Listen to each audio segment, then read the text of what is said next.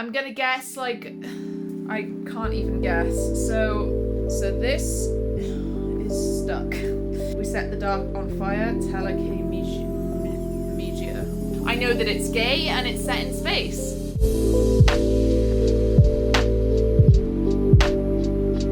Hello my angels, welcome back to another video. My name is Ro and today we're doing a Fairyloot unboxing and an October haul. So I have had a lot of pre-orders coming in October. I spent about £500 on books in October, which is fucking ridiculous.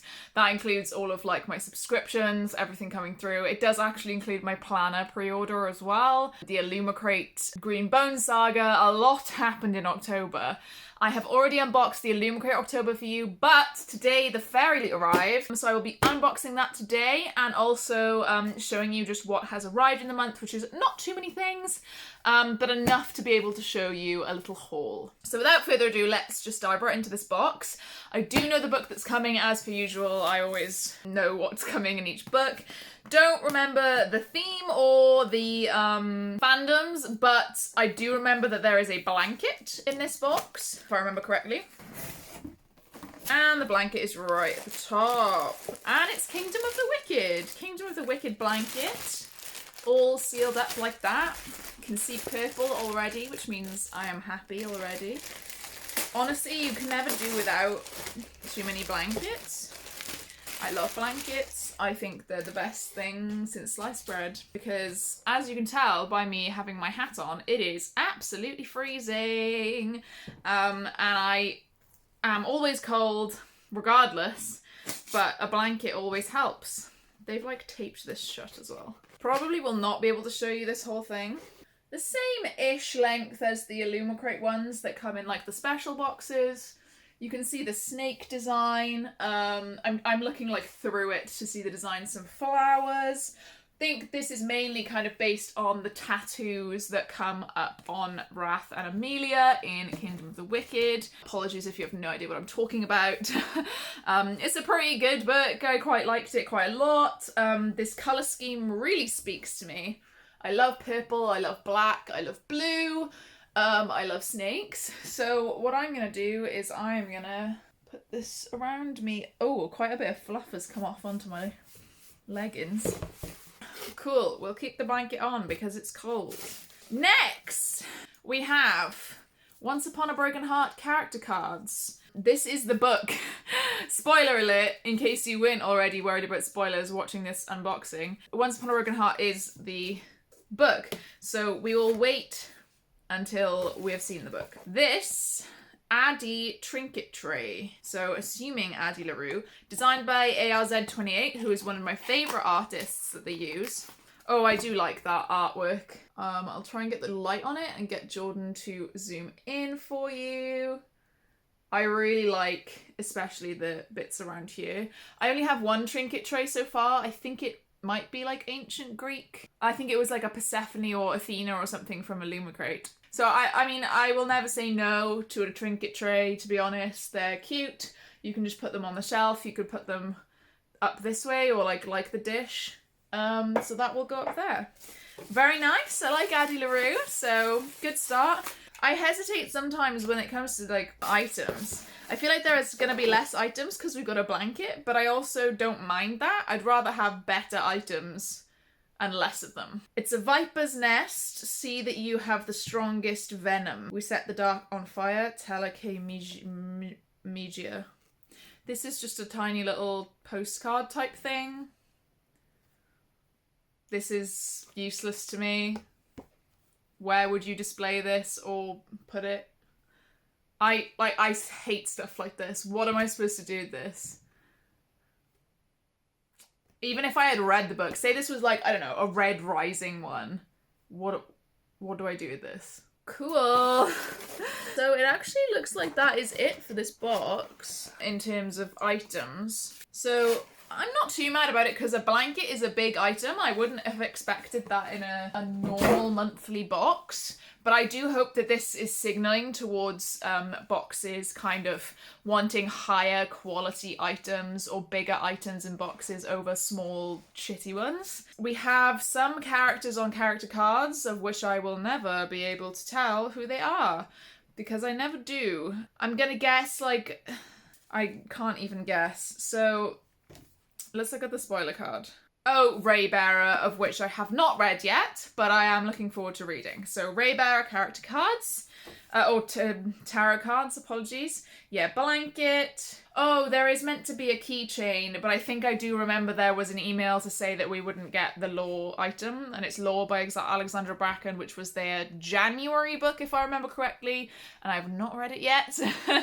So there was meant to be a keychain as well, so that's not too bad. But yeah, it even says that this is a postcard, even though there's no postcard stuff on the back, like lines or anything. I don't know, I just don't see the point of this. I'd rather than put more money into, like, a better quality keychain, possibly. Like, I don't know what quality the keychain is, but, like, they're almost, I feel all boxes suffer from this. They're putting in quantity over quality. Now, I've seen online a little bit of disappointment when it comes to this edition. I have ordered the Goldsboro edition, and I have not read Caraval, but even though it is based around a character from Caraval, the author has said you do not have to have read Caraval. But if you care about, like, the ending and, like, where the characters end up, it will, like, spoil kind of the ending, or, like, you know, like the where the characters are at the end of the series, I guess, who's together and stuff, which I am not bothered about, because I'm just never going to read Caraval. You will never get me to read Caraval. So this is stuck. So this is the edition. Let's turn it round. So this is the front cover. I think this has been added to it, like, pink. I think the original cover is not pink around the edges. We have pink on the top, pink on the bottom, and then we have this as the sprayed edge. Now, I've said this before in many an unboxing. I think that stenciled edges with a sprayed background look ugly. It looks like word art. It looks like it's done on paint. I think it looks much cleaner and much prettier if you had even still the pink colour as the stencil, but the background is just white. I just think it would look much cleaner, much prettier. I don't like this trend of having also a coloured background, unless it's black, because black looks good. Lore is an example. They have yellow background with a black snake. Does not look good. If I had one to hand, I'd show you, but I think you guys know what I mean. Oh, actually, I do have one to hand. It is, oopsie, Dabble in the Dark Water, the Forbidden Planet edition. I just think it looks ugly. I think it would be cooler if it was just plain background. And I know a lot of you have agreed with me in the past, and you'll probably agree with me again. So with Once Upon a Broken Heart, it follows, I think his name is Jack from Caraval. These symbols represent the 4 different symbols that will be under the cover. They did this with Caraval. It was like 4 different hidden covers. So there is a fox, a potion, an arrow, and a book. I personally would like a book because I'm not very unique. Let's have a look. Oh, to be fair, they have the end pages. These end pages are very pretty. I think I prefer character art in end pages to... Are there different characters in the other one? Oh, and there's different characters again in the other pages, on the other end pages, sorry. Also, it has a different thing under the cover. It says, The Ballad of the Archer and the Fox. And then there's an arrow on the back. So this actually does not have a hidden cover. It has its own hidden cover. And then also behind the dust jacket art, which looks like it's been done by Rosie Thorns. That looks very Rosie Thorns to me. So let's have a look at the spoiler card. Yes, it's by Rosie Thorns. End papers are by Ali Katz. So Aleikats.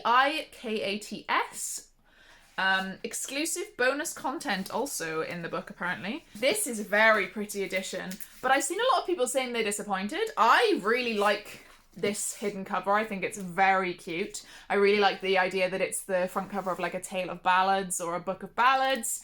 I like the back. I really like the end papers. I prefer having art in end papers. And I would personally frame this artwork if I could. The only thing I find disappointing is the pink like background. So maybe that's what people are referring to, but I'm actually fairly excited to read this. There is like a signed page, which is a very pretty page as well. So yeah, I was not initially interested in this. Oh gosh, look at that as well. That's amazing. I was not initially interested in this. I was going to skip the month, but having seen this edition, and also let's just have a read of like the actual synopsis. For as long as she can remember, Evangeline Fox has believed in happily ever after until she learns the love of her life is about to marry another. Her dreams are shattered. Desperate to stop the wedding and heal her wounded heart, Evangeline strikes a deal with the charismatic but wicked Prince of Hearts. In exchange for his help, he asks for 3 kisses to be given at the time and place of his choosing. But after the first promised kiss, she learns that bargaining with an immortal is a dangerous game, and that the Prince of Hearts wants far more from her than she pledged. So, I mean, to be honest, this sounds right up my street. This sounds very Kingdom of the Wicked in terms of like making a deal with an immortal, and also just some easy YA that you can sink your teeth into quite like fast. My question to myself, because Liv from Liv in Bookland has done this, is she read this, loved it, and then went back and really, really wanted to read Caraval. Will I want to go back and read Caraval? You'll have to watch this space. I'm just never going to read Caraval. You will never get me to read Caraval. Because I've said it's one of the ones I would just never pick up because I've heard how mediocre it is, how like typical YA it is. Not that that is a bad thing. Of course, people who like Caraval, I am not shitting on you. It is simply my own taste. And I know myself, so most of the time I know if I'm not going to like something. But yeah, I'm having read that synopsis now, I'm actually pretty like excited to read this, especially kind of if I know what it is going in. You have to have expectations, or certain expectations going into a book. You have to know what you're getting into. I hate when I read a book and it's just been marketed completely wrong, or people have told me completely the wrong thing, because then I'm not going to enjoy it, because I probably wasn't in the mood for that kind of story. Whereas, I feel like I am, in the next couple of days, weeks, until the end of the year, probably will be quite interested in reading this. Possibly at Christmas, you know, like something that I can relax and really just unwind and read. So actually I'm really excited. And I guess you guys know me, I'm very, usually quite serious, quite like, you know, adult fantasy. I have my, you know, my pleasures now and again when it comes to like Kingdom of the Wicked or like From Blood and Ash. Like I dip my toes in a few pies. This I'm actually really excited for. And I'm surprised by myself. Let's have a little look at the character cards then, because I wanted to look at the book first. And also I assume this is the Prince of Hearts as well. And that's like the little letter from the author. So these character cards, this is a really cute envelope as well. Like I would probably keep them in the envelope. I assume they're gonna look similar to the end paper characters. Ooh, I think they may have been done. Oh, I like the backs. I really like the backs of them, so let's go through them. I don't know any of their names. I like the foiling on them as well. Do you see that? Okay. Pink-haired lady, I would give her my life. Cool. Her, take my soul. Another man. Oh, gorgeous. This artwork is so good as well. Ooh, a man with a mask. Mysterious. And we're back to the beginning.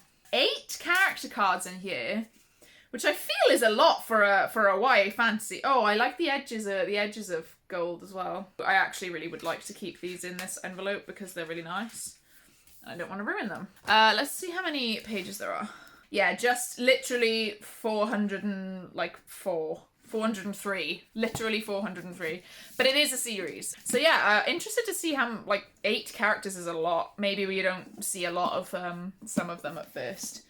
I'm going to pop that over there. Okay, overall, I'm actually really pleased with this box. Had a good time. I really like the items. We didn't get the keychain, but I'm not too bothered about that because I haven't read the book anyway. So I'm just going to show you a few of the things that I have acquired this month. There's not too many, don't worry.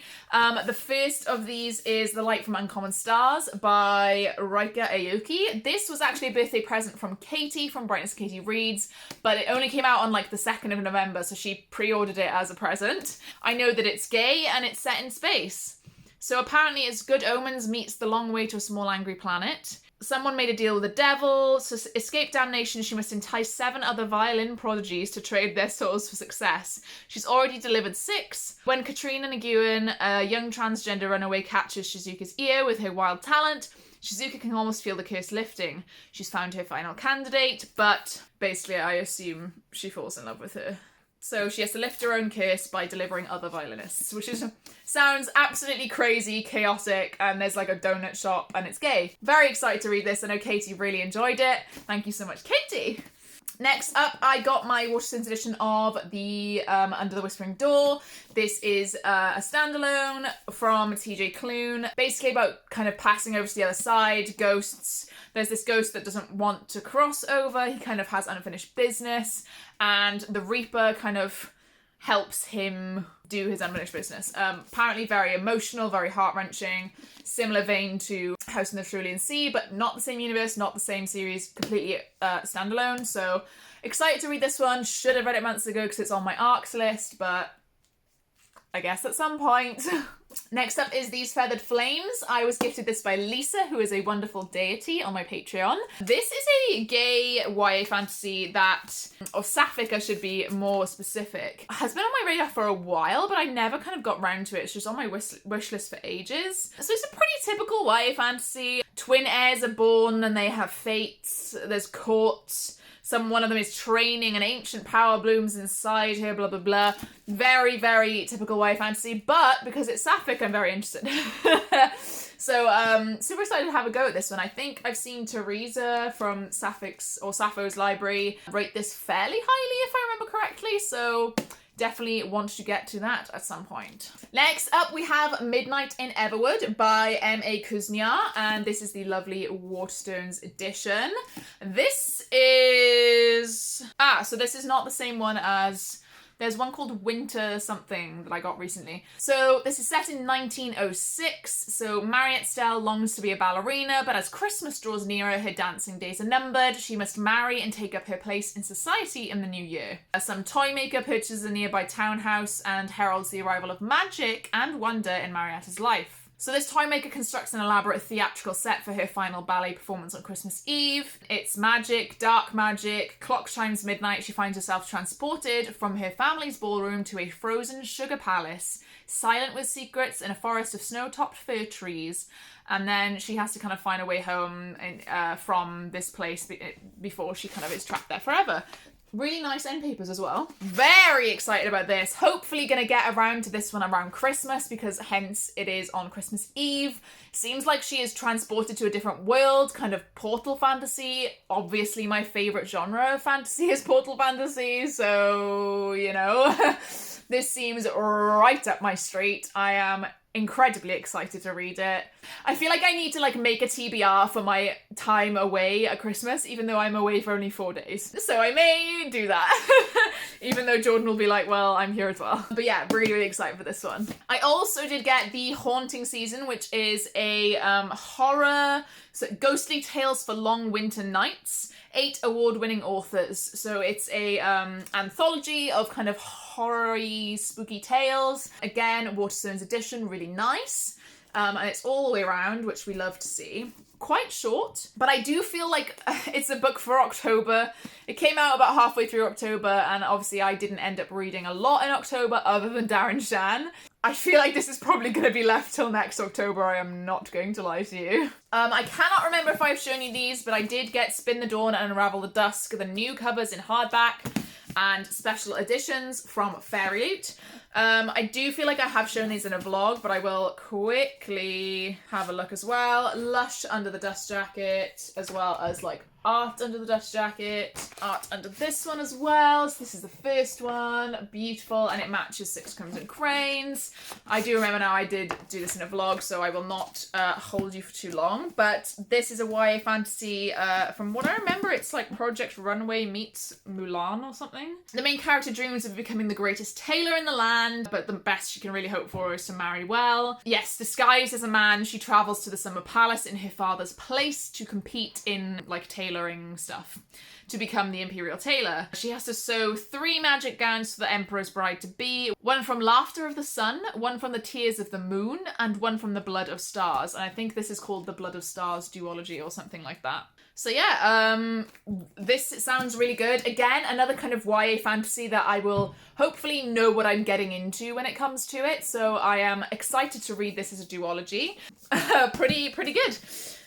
And last but not least, we have Terciel and Eleanor.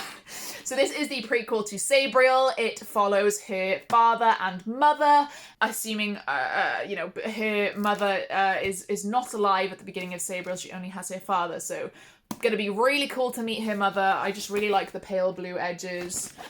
This is simply just a Waterstones edition. I do like the font that they do. But I did want a version of the new cover as well, because I have both the old covers and the new covers. But I also have the old cover hardback coming, special edition from Forbidden Planet. I'll show you that again when it comes and like show you side by side and stuff. But yeah, I am planning on rereading The Old Kingdom this month. God knows if that will actually happen, because I am very stressed with exams right now. My exams aren't till the beginning of December, but the study is quite hard, so I need to kind of be up to scratch on the study. But I do have 4 weeks, so it's not too bad. So yeah, prequel Sabriel, not really much else to say, to be honest.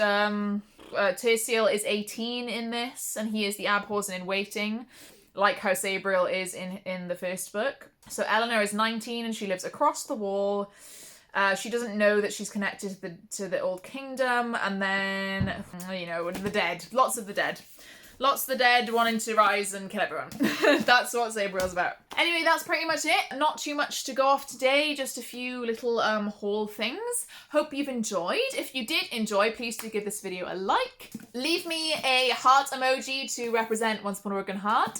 If you were here but you didn't really have anything to say, but you wanted to let me know that you were here and watching, make sure that you subscribe to get future content from me. All of my links are in the description, including my Patreon.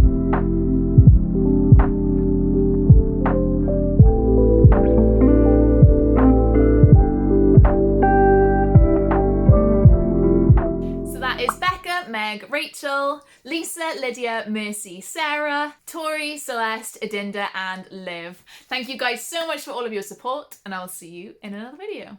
Bye!